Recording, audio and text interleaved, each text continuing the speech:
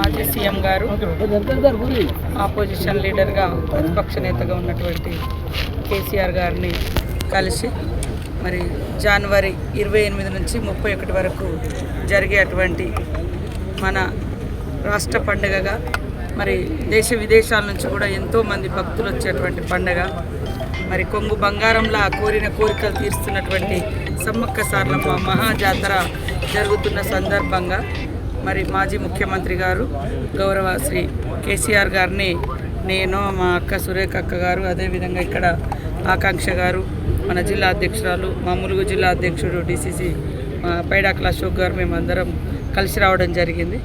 వారు మొన్న అసెంబ్లీలో అందరు ఫ్లోర్ లీడర్లకు అదేవిధంగా ఎమ్మెల్యేస్కి అందరికి కూడా ఆహ్వానం పలకడం జరిగింది.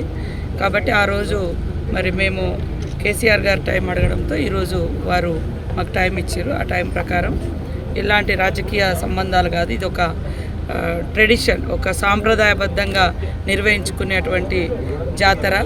ఆదివాసీ బిడ్డలుగా పుట్టినటువంటి సమ్మక్క సారలమ్మలు కానీ ఈ రాష్ట్రంలో కానీ పక్క రాష్ట్రాల్లో కానీ అందరి దేవుళ్ళుగా ఒక కులము, మతము, ప్రాంతము అనేటువంటి తేడా లేకుండా మరి అందరి కోరిన కోరికలను తీర్చే తల్లులుగా ఉన్నారు. కాబట్టి ఈ యొక్క మహాజాతరకు మేము ఆహ్వానించడం జరిగింది. వారు అదేవిధంగా కేసీఆర్ గారు, వారి సతీమణి శోభమ్మ గారు కూడా ఇద్దరు కూడా కూర్చొని మేము ఇచ్చినటువంటి ఆహ్వానాన్ని స్వీకరించడం జరిగింది. అదేవిధంగా పట్టు వస్త్రాలను కూడా మేము దేవుని తరపున వారికి అందించడం జరిగింది. వారు కూడా సంతోషంగా స్వీకరించి రిటర్న్ మాకు కూడా ఇద్దరికి చీరలు పెట్టడం జరిగింది. సంతోషం. ఇది రాజకీయాలు మాట్లాడుకునే టైం కాదు, రాజకీయ వేదిక కాదు.